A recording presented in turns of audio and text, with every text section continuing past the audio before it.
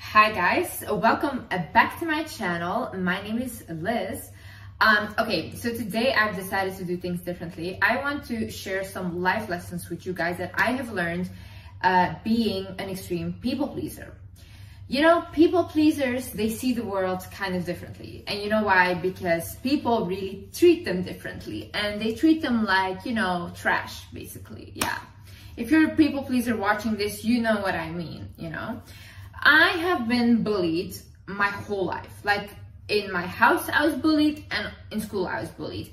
And I'm not talking bullied as in like, oh, just like making fun of my appearance. No, I was physically hit. I don't really want to go into my bully story. I think I will in like an interview or a podcast that I do if you guys are interested. But to give you guys a little context, like there was one school that I was severely bullied at, where basically there was this one instance that like the guys in the class that used to bully me, they told this other guy who was also getting bullied in my class to punch me in the face. And I was like just minding my business because I was like, just leave me alone, you know. I was just doing my stuff on the computer, and then they were really riling this guy up to punch me in the face. And then that guy, I knew he didn't want to do it, but obviously if you're getting bullied and then they're pressuring you, he came over and he literally punched me in the face. And I looked at him and obviously it hurt, so I started crying and I ran to the principal's office and I was like, when are you guys gonna help me? Like, I'm literally getting bullied. During gym classes, they would, like, the guys would throw the basketballs at me really hard that I would walk out of the class like crying and bawling my eyes out. But it wasn't only men that was bullying me, women as well. Like in another school I was going to, like for example, these girls thought it was funny to roll me up into a carpet during gym class, and I couldn't breathe. I literally thought I was dying. I was like, please, like, release me. I was like yelling and they couldn't even hear me. I thought at that moment I was dying. But you know why I was getting bullied so much? Because this girl could not stand up for herself. This girl literally had no boundaries, and I would do anything and everything to just be liked by people. You know, sometimes you cannot fit into places because you were meant to stand out, and I did not realize this. I did not fit in. I did not, because I was not like the rest. I literally was the weird one out. I did not think like the other people in my class.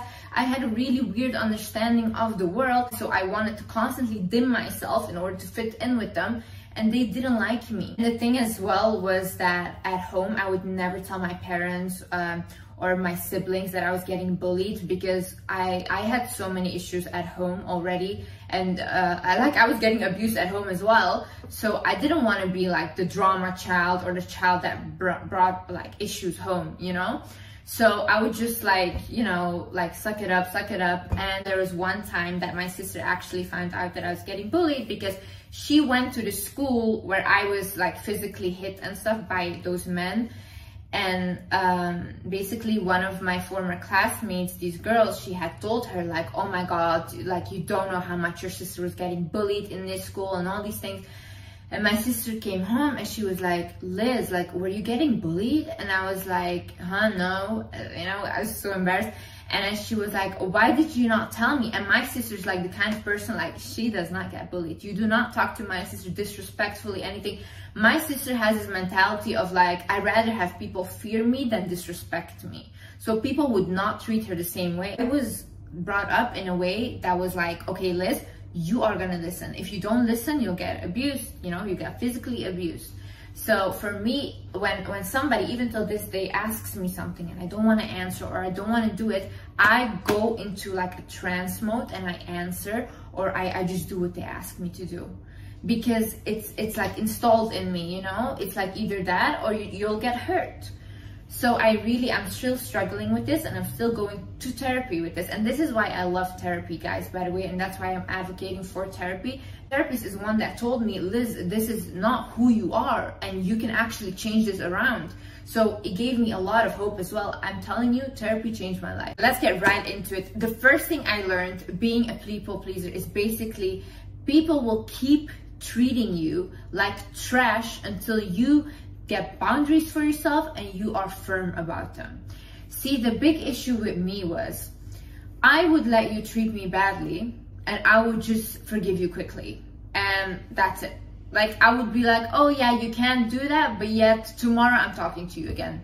Why am I talking to you? The reason that people are so comfortable saying whatever to you, the reason that people are so comfortable to ask you whatever, is because you don't stand up for yourself. It's because you don't have the courage to say, hey, listen, do not speak to me like that. Or hey, listen, do not treat me like that. And even when you do say that, they know that you're easy to forgive. You will like quickly be like, oh yeah, okay, it's fine, and you guys are friends tomorrow again. No, this is where you go wrong. When you tell someone, hey, listen, do not speak to me like that, and they still continue to do it, you do not talk to them, you do not go near them, you protect yourself and your boundaries. I distanced myself from a lot of people that are not willing to meet my boundaries, not willing to meet my standards. Even family members. Some family members, I was like, okay, you are not willing to respect me, then leave me alone. I'm not asking for crazy things, I'm asking for respect, I'm asking to be treated like a human being, and you're unable to do that, then you're unable to stay in my life. If you tell a person that truly loves you, hey, listen, I don't feel comfortable when you do this to me, I don't feel comfortable when you say this to me, they will actually try to change it and make you feel more comfortable. But when you say that to a person that benefits from using you and you having no boundaries, they will get offended and they will be like, oh, you changed now, you feel better. No, I don't allow you to treat me like shit anymore. Another thing I learned is stop making excuses for people that treat you badly. No, I don't care about how they're feeling. I don't care about their mental state. I don't care about what they're going through. I was going through a lot of stuff as well, and would show up to school and try to be nice to people. It's not an excuse. You are 100% in control of how you treat others, and if you can't treat other people well, then you stay away from people, because there is no reason that you should be hurting other people because you are hurt. No way. And there's no reason that you should be accepting and making excuses for other people that are hurting you because you think like, oh, that's sad for them. But what about you? Do we ever feel sad about ourselves? Like, it's so good and everybody's like, oh, you're so noble for caring about others. But when you care about yourself, you're selfish. No. This one girl in my school, yeah, and she used to bully me so badly. She was like one of the popular girls, but she was so mean to me.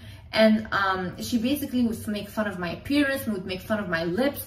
And then basically I would always think like, oh yeah, but it's because her father left her at a young age. That's why she has trauma from that, and that's really sad and stuff. But Liz, like, you're sitting there, you're getting abused every day at home, and you don't treat her like that.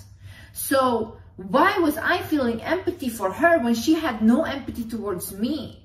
And you know why she had no empathy towards me? Because I had no empathy towards myself.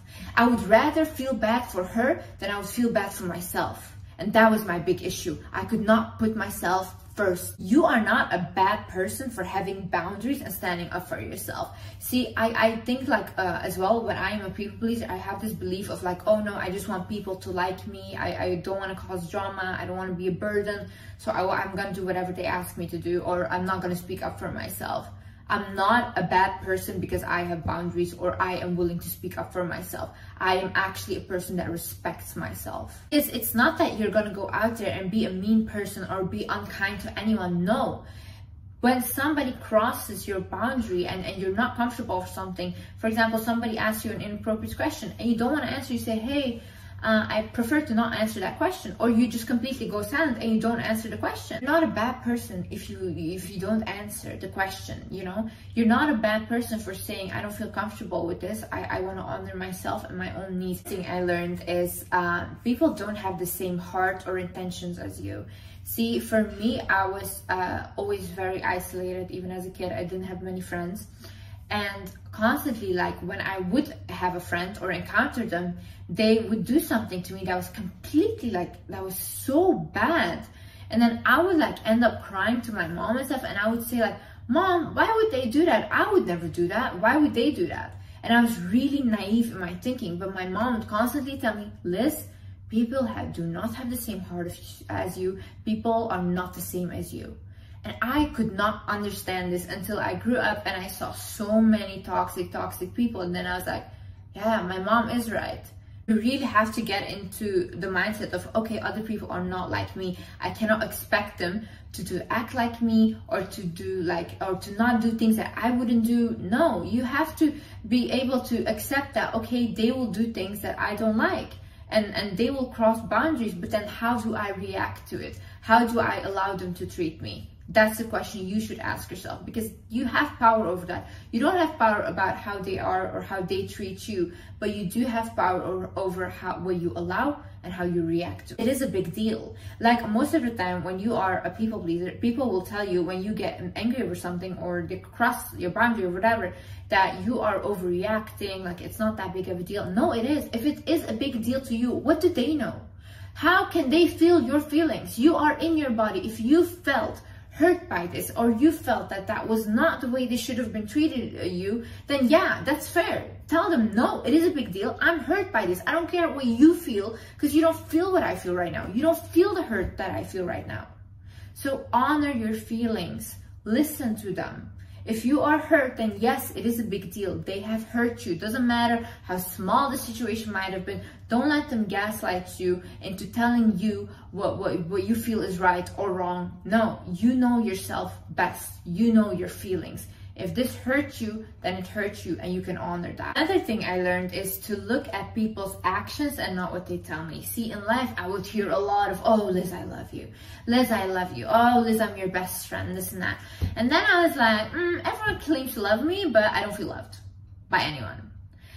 And it's constantly like, you have to look at how they treat you. Do they treat you well? Do they treat you with respect? Do they actually say to you like, hey Liz, if I'm gonna do this for you, do they actually do it? If you need them, do they actually show up?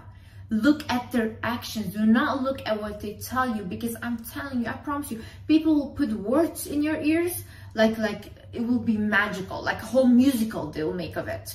And if you believe anything, then you will be easily manipulated, and you will go down like years and years, maybe even stuck in a relationship because they keep promising you stuff.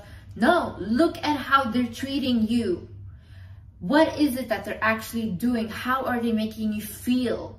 That is most important. Do not look at words. I do not trust words. I trust action.